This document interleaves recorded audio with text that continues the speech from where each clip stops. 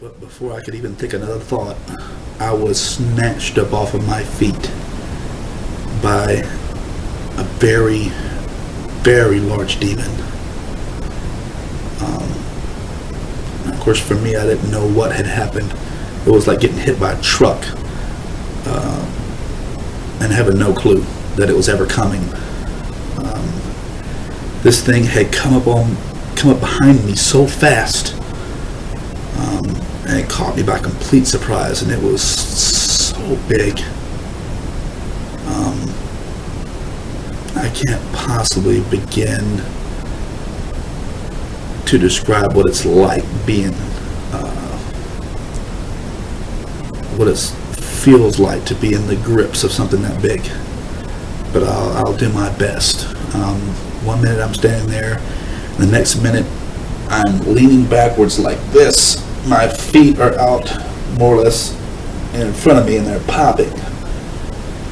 And I have this pain just shooting from my head to my feet like a bolt of electricity, but it's not stopping. It's like being constantly shocked or electrocuted. And I had this pounding sensation, just hurting pounding sensation coming from my left shoulder that hurts even worse than this electricity that's running through my body. And I look to my left and I see these fingers which come down to roughly the bottom of my chest. And it was even hard to look over to the side because the depth of its hand was like this. The width of its hand was like this. I mean, it literally went from the side of my neck up to maybe past the end of my shoulder, the width of its hand. All I know is the fingers were very big. Each one was about this big around and roughly about this long. And this thing was crushing my left shoulder. And this thing had a hold of me, and I'm looking down at these fingers and I'm just thinking to myself, what is this that has a hold of me? And as I'm thinking this, I understand now, also in retrospect, that anything that you think in this place can be heard as if you had spoken it out loud. And this thing had me like this and was just smiling at me. It had looked back and it was smiling at me, waiting for me to look at it. And when I looked over my shoulder and up at it, it was already staring at me. And I understand now that it had heard what I was thinking and just wanted to give me a nice little shock, you know, on top of the pain that I was already experiencing. Just because of the grotesqueness of its face. I mean, this thing was grotesque. And it was huge. Overall, the thing, and I know this sounds already more crazy than everything that I've already said, but this thing is 13 feet tall, and it's not like I sat there and said, okay, stand still, let me grab a step ladder and measure you. Where's my tape measure? You know, no. Anything that you want to know in this place, all you have to do is ask it. Ask it in your mind or ask it out loud, and the answer will be given to you. It doesn't matter. And I thought to myself, how big is this thing? And the answer immediately came to me, 13 feet. It was exactly 13 feet tall. And I didn't ask myself how much it weighed, otherwise I would know that too. All I know is the thing was huge. It was built like Arnold Schwarzenegger in his prime. I mean, just whipped full of muscles. It had no hair whatsoever on its body. None. Like no hair up here, no mustache, no beard, no hair on the knuckles like I have. Just completely hairless. It's completely humanoid in shape though. I mean, it had 2 legs, 2 arms, 1 mouth, 1 nose, 2 ears. Other than that, it looked completely human. The differences was this, where our eyes are white, its was yellow, and where the iris of our eyes can be green or blue or brown, its was gold and diamond shaped like a snake's. It had, the only thing that looked really strange about its teeth was it had, where we have our canines, It had two tusks coming up out of its mouth like a boar, like a wild pig. It was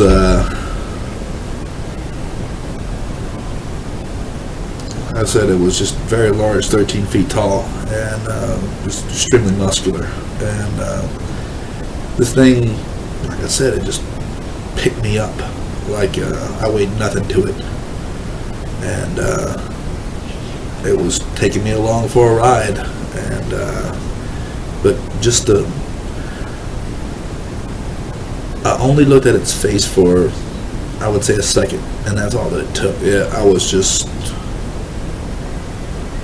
as a man, I'm not afraid of any other man on the face of this earth. I will fight anybody. I don't care how much bigger they are than me. But this thing, there was no fighting it. I mean, it was far too big. I mean, 13 feet tall versus 6 feet tall. I could stack another one of me on top of my head and still not be as tall as it. You know, and if I had to guess, I would say roughly about in between 3,000 and 4,000 pounds. I mean, I don't know for sure. I'm just guessing, but I would say that's a pretty fair estimate. The thing, like I said, it just picked me up and took off with me, and I'm not sure if my feet were popping out of just sheer pain, or if it was the speed at which we were moving. But this thing was running. It had me by one hand, by the shoulder. It had me by the shoulder with one hand, and it was moving at a very, very fast velocity. If I would guess, I would say probably at over 80 to 100 miles an hour. Just rough guess. It may have been faster than that, I don't know. But all I know is the thing was moving very, very fast. And had complete control. I mean, just there was nothing at all I could do to get away or anything like that. And I looked at its face for only a second, and it was enough to scare me. But anyway, I understood that it was taking me to the portion that I did not, certainly anyone would not want to go to, which was the fire and brimstone portion. It was going to take me to that fiery lake and cast me in, and I understood that. And when I understood that, it was mortally appalling, is the only way I can put it. I mean, it played over and over in my head again. It's taking me to hell, it's taking me to hell, it's taking me to hell. And there was just nothing I could do. Nothing I could do to stop it, nothing I could do to prevent it. And I just kind of dropped my head. A lot of people that used to call themselves Christians are there. And it's because they didn't really devote their life to God. They lived one foot in and one foot out like I did, you know. But as I was thinking this to myself, that I'm not such a bad guy, why am I ending up here? That's when that light appeared. And I looked up at it. It looked like a star far off in the night sky. Something so tiny and insignificant and far away that it couldn't possibly help me. And then I saw it moved off to the left a little bit, and I picked my eyes up, you know, and my head up, and I looked at it. And I thought to myself, did we just change direction, or did it move? You know, and it went back to the right, and I thought for myself, no, for certain, we didn't change direction, it moved. And I thought to myself, well, what is that? And as I thought that, and began to focus in on it, it just came rushing at me like the only way I can describe it is the speed of this thing was like a bolt of lightning. It came at me so fast that one moment it was just like a tiny little star in the night sky, and the next minute, white, bright, blinding white light, and his hand was reaching down to me, and it was an angel. It's all right.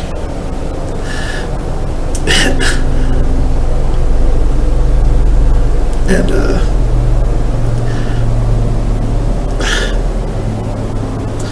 my hand just reached up and grabbed its hand. I was thinking to myself, I'm going to reach up there and grab his hand, and this hand is going to save me, because that's all that I saw was just a hand. But my hand knew what to do. It was like having a baseball thrown at your head, and somebody says heads up, and you just reach up and grab it. It's a reflex. My hand just reflects, and a reflex just jumped up and grabbed this angel's head. And as soon as I touched its head, we were all motionless and all standing back up on this ground that you can't see. And this beast, this demon, it still had me by the shoulder. It was kind of almost even leaned over a little bit to grab me by the shoulder. And I could instinctively, I knew to stand still, because if I had moved, I know that would have ripped my shoulder and my arm off at the same time and just beat me with it. I mean, the thing was just that massively strong. I knew within me, there was something telling me, don't move. And I'm just standing there, staring up, looking at this angel. And the angel itself, to describe it for you, was 9 feet 6 inches tall. It had brown wavy hair pushed to the back. It had an olive color skin. It wasn't really white, wasn't really black, it was somewhere in between, but the light that was emanating from within it was so bright white that it almost practically overshadowed the color of its skin. You couldn't even really, you had to stare to see the color of its skin. And I keep saying it because it's an it. It's not really a he or a she. Although the body is shaped like a he, okay, it's shaped like a male. When you look at its face, the face is like the most handsome man that you've ever seen, blended in perfectly with the most beautiful woman that you've ever seen. I mean, when you look at this angel, you think to yourself, wow, he is beautiful. And I know that's some odd words to say. In the English vernacular, the male is known as handsome and the female is known as beautiful. But this angel was absolutely beautiful. There's no other words for it. And its eyes were blue, and when I mean blue, I mean perfect blue, like someone took a portion of the sky and put it in its eyes, or dipped a cup out of the ocean and poured it into its eye. There was no flaw in it, no flaw.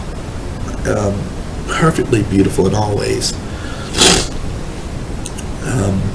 Other than its face looking like the cross between a man and a woman, and I don't mean like, oh, is it Pat? No.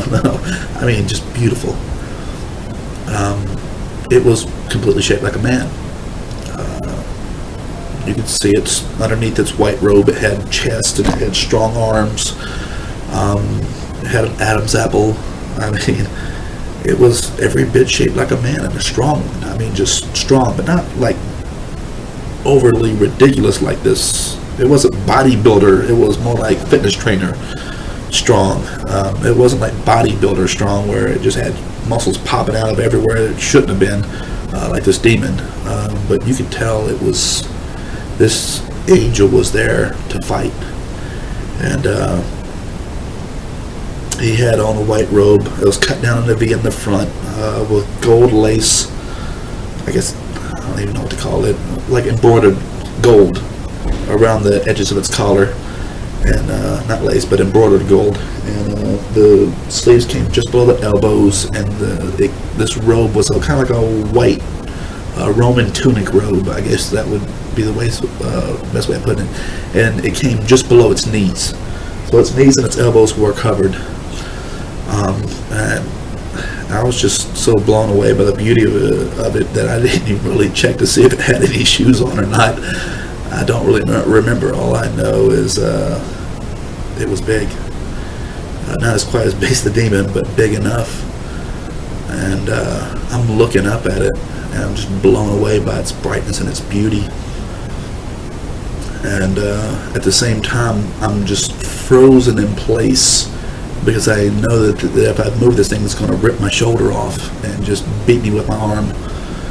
And this thing, I can feel its anger, this demon's anger, like heat from a fire. And it turns around like this to see what had stopped it and why. It wanted to know what had stopped it and why. Because technically I was right where I belonged. And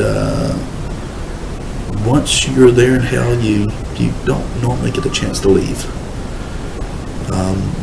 So it owned me like a piece of furniture, like your car. It owned me, and it wanted to know why it was being stopped. So it turned around and was ready to fight. Make no mistake, this demon was ready to get down in the worst way. But as it whipped around, this angel its speed was incredible. And it just rushed forward and with an open palm hit this demon, and it had to angle its arm upwards at about the height of its head to hit this demon in the chest.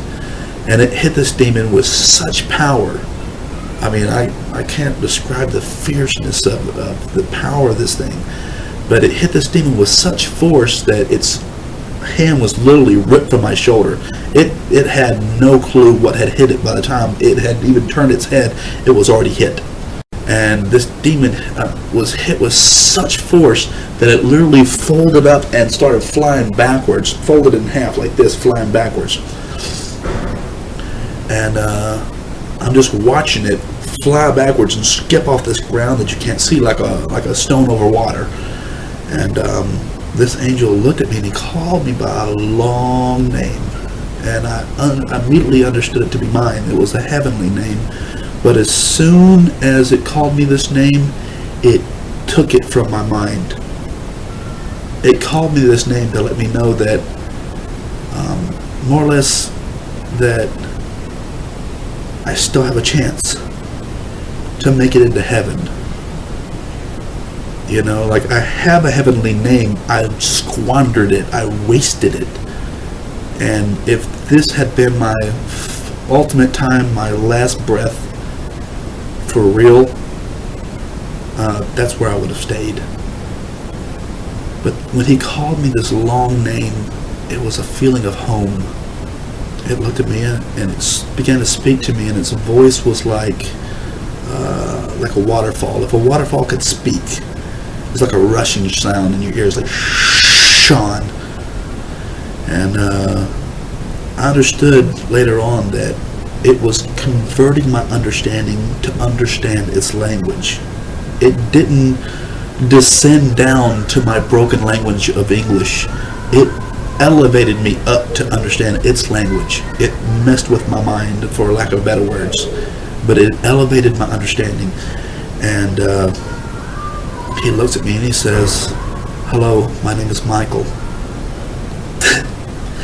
And I immediately knew that this was the Archangel of the Bible that it spoke of, the Archangel Michael. And I can tell you for certain, I've seen them both. I've seen the Archangel and I've seen Jesus, and they look nothing alike. And they are not the same being.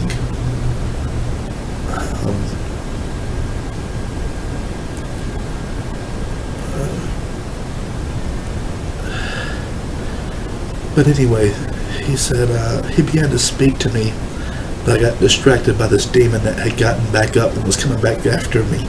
It was coming back to get me. And it was coming back to fight this angel for my soul. And so I turned back because I knew that it was coming. I'm sorry. So it was, this angel was still talking to me, so I wasn't really listening to it. I was too focused in on this thing, and it was getting bigger. It was running back after me, and it was getting faster, and it was getting bigger, so it was coming back after me, you know, from this great distance that this angel hit it. And so I looked back at him like, whatever you got to say, please just hurry up and say it, and if you can get me out of here, please get me out of here. You know, and this is what I was literally thinking. You know, and he just looked at me and he gave me a a saddened look, and he looked at me and he just goes, "Your time has not yet come. It's time for you to go." And he points his finger, and when I stepped in that direction, my soul immediately went back to my body. Just as fast as I had appeared in this place, I left this place, and I was back in my body, laying on that cot where I knew I should have, my eyes opened. And it took me a good 20 minutes to get to walking again, simply because my entire body had fallen asleep. And I'm almost certain that after having been dead for 8 minutes, that there must have been angels there jump starting everything in my body again, because there would have been no blood flowing anywhere.